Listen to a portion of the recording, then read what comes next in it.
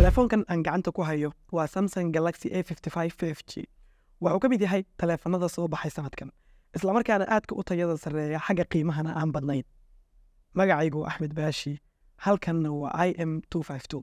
Fadlan ila gaar dhamaadka muuqaalkan si aan xog wanaagsan kaaga siiyo telefoonkan Samsung Galaxy A55 5G.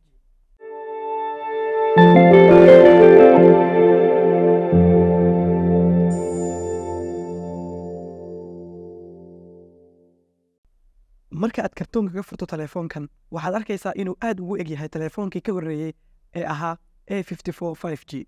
dhabarkiisa dambe sidaad aragto waxa uu ka samaysan yahay dhalo xoogaa yar dhalaalaysa, qurux gaar leh. sidoo kale dhaladan hore ee shaashadda ah waa mid adag, waana Gorilla Glass 5. shaashad ahaan waa Super AMOLED display taasoo dhan 120 Hz.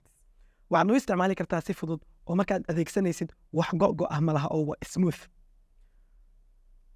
shaashadda telefoonkan iftiinkeedu waa mid wanaagsan, xitaa meel qorax ah waad ku adeegsan kartaa. sidoo kale telefoonkan waxa uu ku yimaadaa 2 SIM card, haddii aad doontana waad u adeegsan kartaa eSIM card. haddii aan fiirino dhanka u adkaysiga biyaha ee telefoonkan, waxa uu adkaysan karaa ilaa 1 mitir 30 daqiiqo. telefoonkan waxa uu ka weyn yahay cabir ahaan telefoonka isaga ka horreeyay ee A54 5G. sidaad arki karto telefoonka hore wuxuu ahaa 6.4 inches, halka kan uu yahay 6.6 inch. dhanka operating systemka telefoonkan waxa uu ku yimaadaa Android 14 oo la socda One UI 6.1. haddii aan u imaado qaybta ugu muhiimsan telefoonka oo ah storage-ka iyo RAM-ka, telefoonkan wuxuu ku yimaadaa 128 GB oo storage ah iyo sidoo kale 256 GB. sidoo kale halka RAM-ka uu ku yimaado 8 GB ilaa 12 GB. taasi waxay muujinaysaa xawaaraha uu telefoonkan leeyahay, xitaa waad u adeegsan kartaa gaming-ka iyo waxyaabaha la midka ah. bateriga telefoonkan waa 5000 oo miliambeer, una qaadan karaa ilaa 25 watt oo charger ah. sidoo kale telefoonkan ma lahan wax wireless charger ah.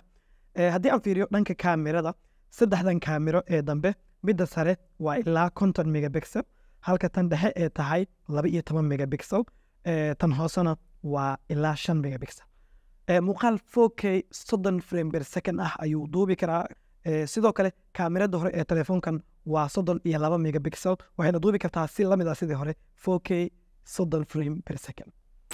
waxaa kaloo muhiim ah, telefoonkan wuxuu uu leeyahay fingerprint fast ah oo aad u xawaaro sareeya. sida kuu muuqata hore ayuu ka furmaya markaad farta saarto, xitaa waxaad ku tijaabin kartaa dhinacyaha inaad hadba farta ka saarto dhinac, sida kuu muuqata.